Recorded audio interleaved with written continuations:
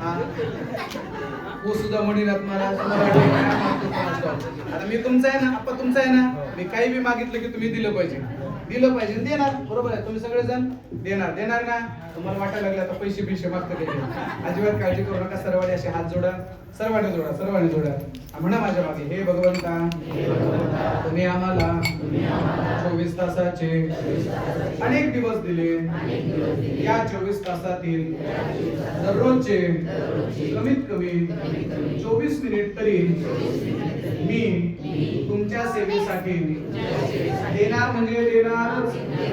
जर मी 24 मिनिट तुमच्या सेवेसाठी नाही दिले तर तुम्ही माझ्यासाठी, फक्त माझ्यासाठी 24 सेकंद हवा बंद करा. जमल का? नाही ना, माझी हात जोडले ते. त्या 24 सेकंदामध्ये जर हवा बंद झाली तर आपली सगळी हवा निघून जाते. एवढे मोठे उपकार आहेत त्या देवाचे.